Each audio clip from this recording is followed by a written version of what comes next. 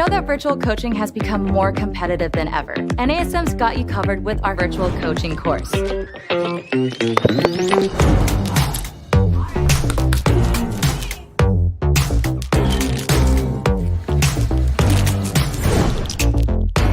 NASM's virtual coaching course provides a complete solution to help you translate your services into a successful virtual platform. This course will give you the tools to build and operate a sustainable virtual business model. The formats may be different, but you're still delivering fitness training and effective behavioral coaching. That doesn't change even if you can't be in the same physical space as your clients. The truth is, this is the way to reach more clients and expand your reach and impact. There's never been a better time to carve out your very own virtual space, and NASM is here to help. Welcome to NASM's virtual coaching.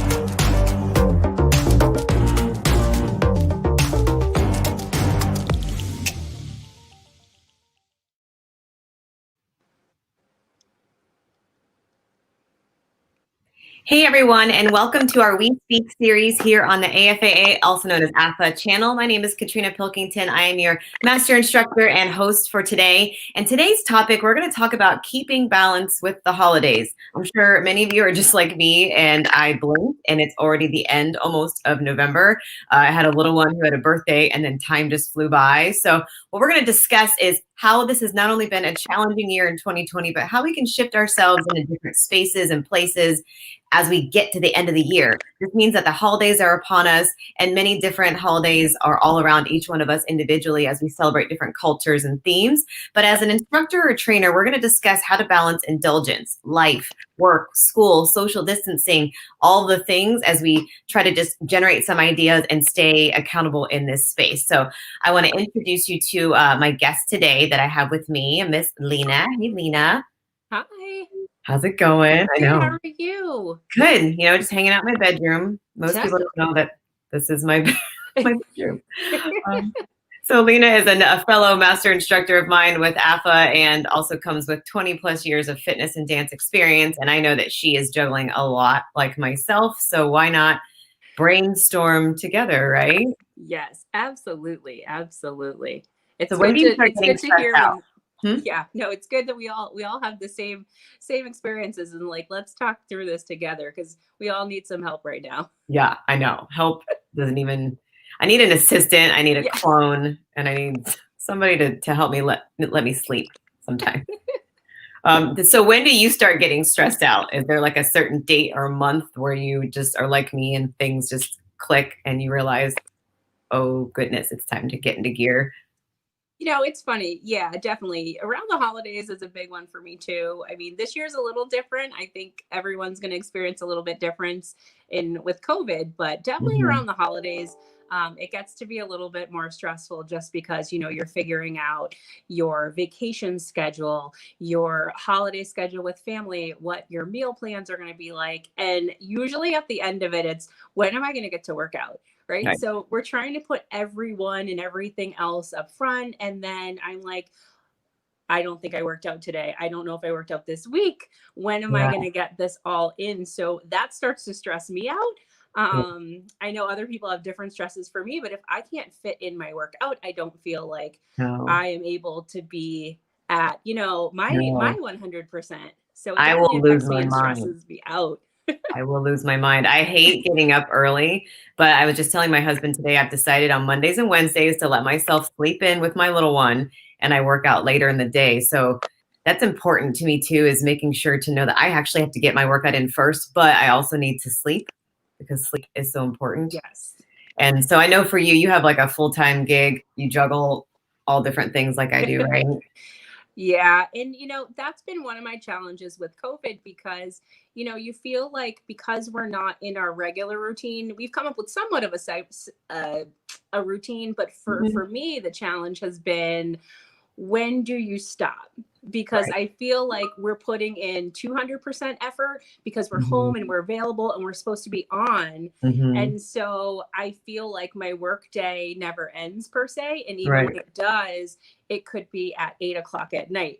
So my regular routine where I had my meal planning, my working out, and all of that kind of, like we said, gets pushed aside because the other focus with work and how are we pivoting to a remote environment has really affected my day-to-day quite a bit. Right. And if anybody's watching live, feel free to comment, chat, vent away, because we are all in this together. But I'm actually going to be sharing a series with you all soon about how to do it all. Again, I'm not the master, but maybe some tips to help. And to Lena's point, I think giving yourself grace on many days in the mess is super vital, because if not, then you start to be in this rat race every single day. And then when one little thing ruins your routine, you turn into a monster. That's me. So giving yourself some grace to know that not every day has to be on point. Is that what you mean, Lena? Right. Absolutely. I think you and I are a lot alike in that, where it's like, I'm used to structure and I like to have my calendar planned out. This is where I'm going. If it's not on my calendar, I might forget. And with this constant juggle and shifting, it's been a little bit more difficult. I won't lie, even for my own self, I've been trying to figure out, I like to think of myself as a good multitasker, but this has been multitasking to another extreme. Exactly. So like I said, it's been challenging. So it's affecting, I think it's affecting a lot of us, and we're trying to challenge ourselves in this environment too, to figure out new ways and be adaptable.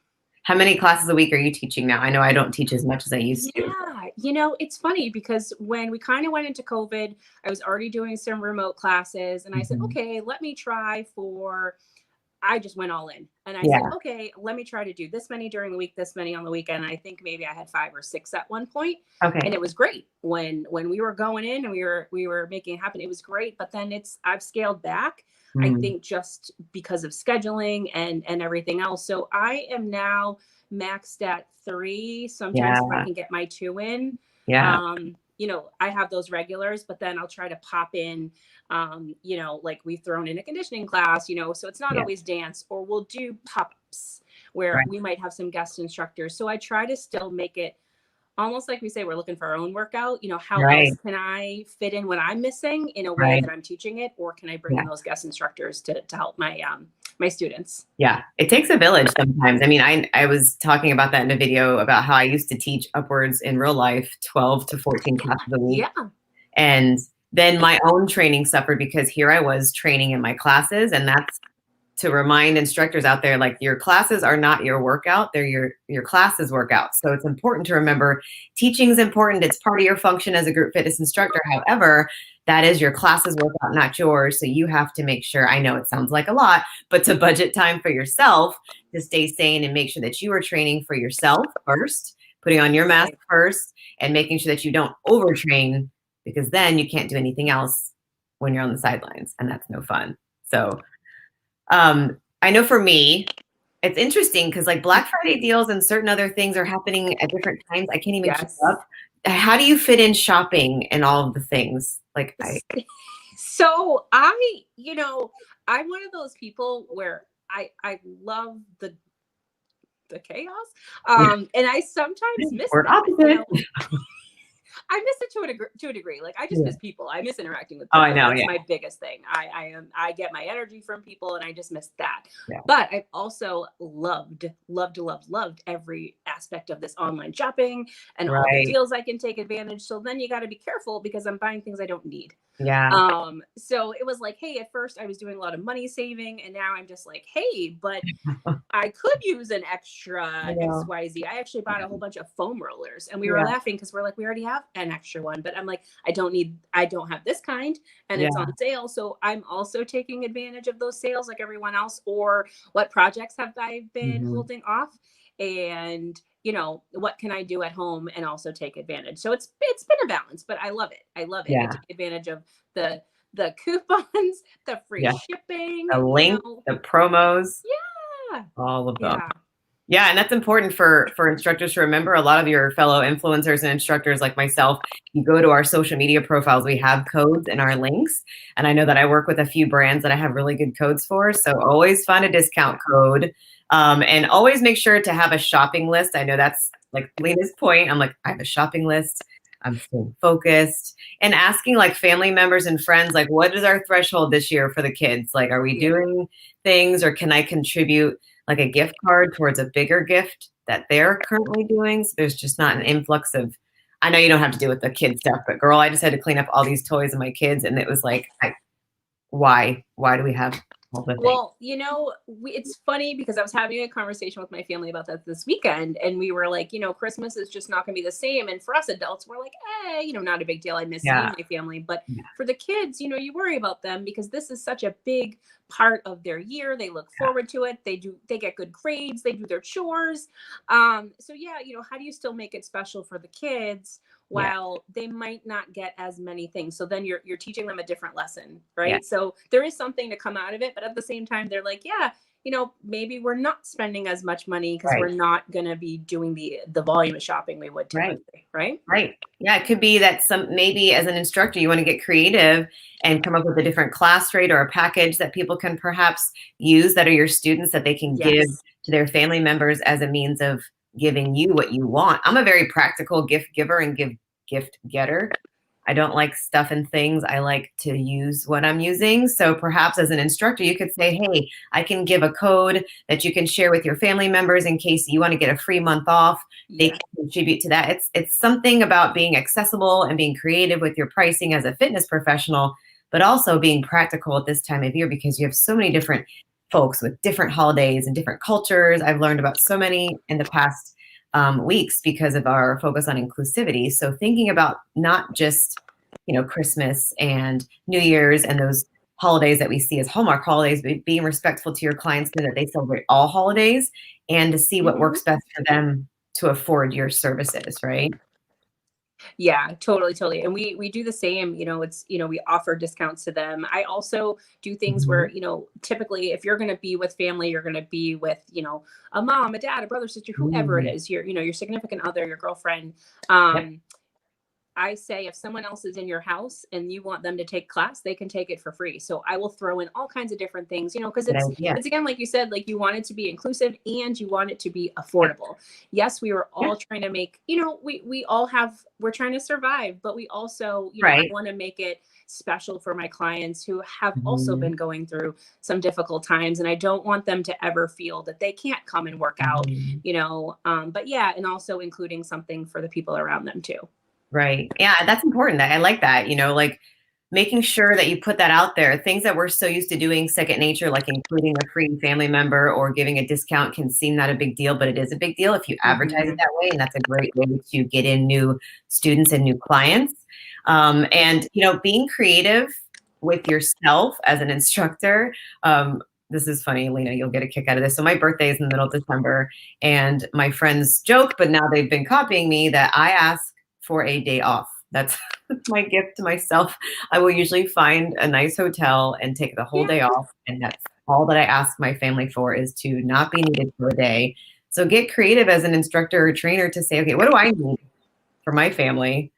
I don't know if you think that's weird, but listen, I love it. My birthday was on Sunday and this year was very different from last year. I had a big birthday last year, so big celebration. This year was quite different, and we had a storm and the power went out.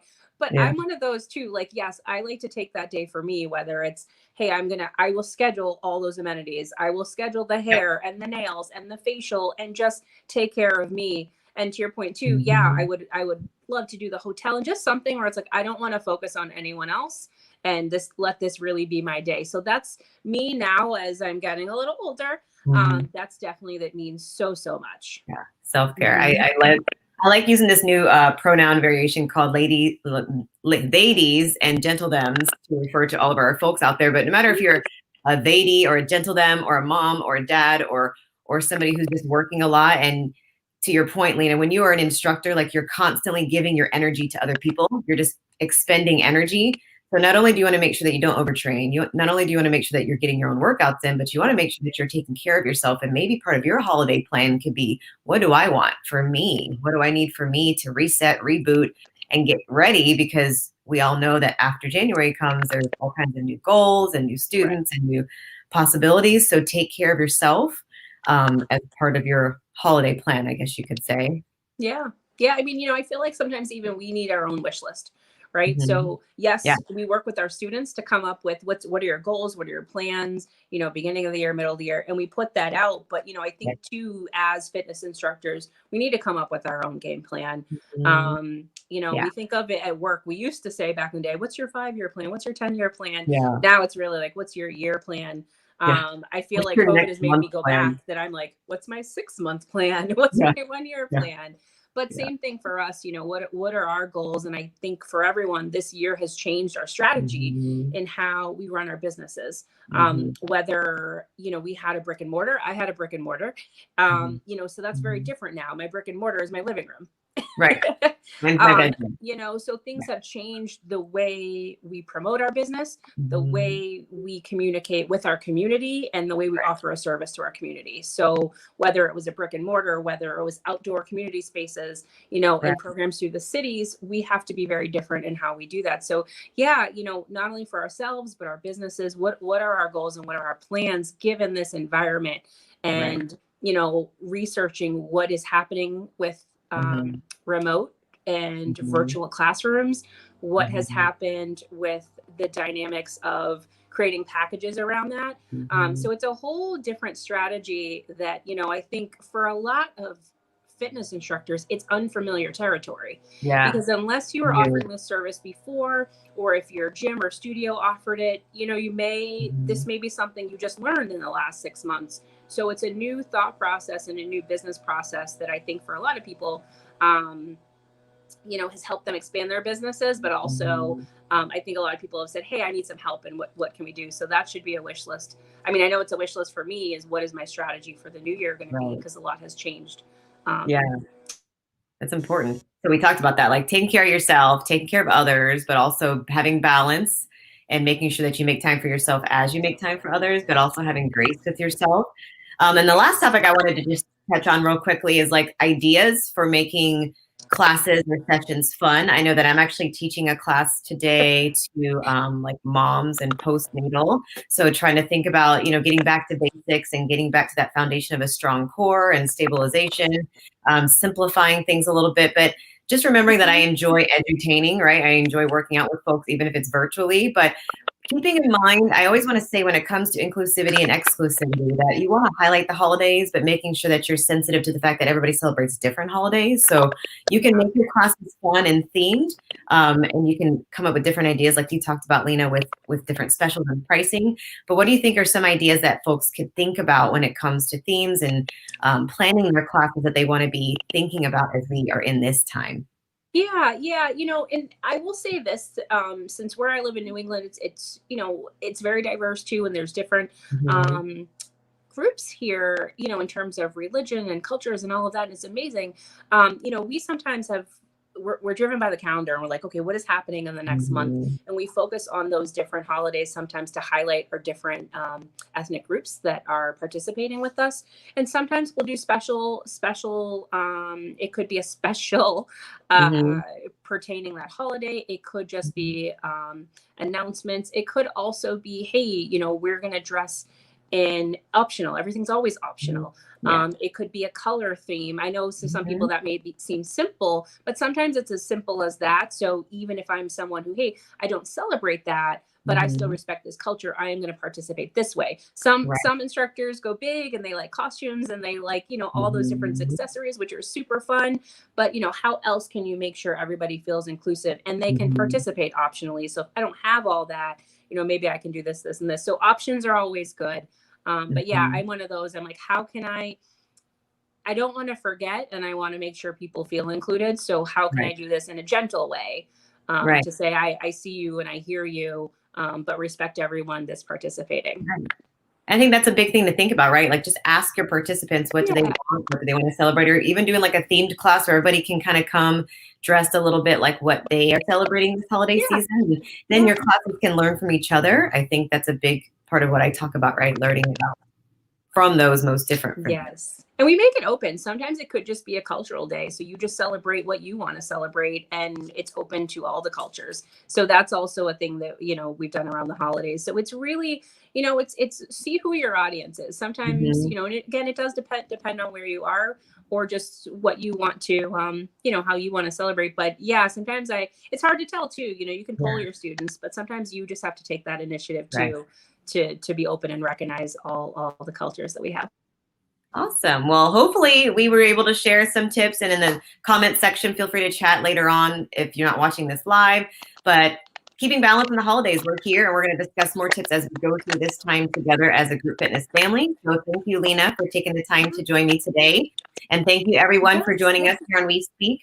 We're going to be taking the week off next week for the holiday week. And then after that, we're going to be discussing ways to make fitness accessible for your students and clients. So we will see you next time.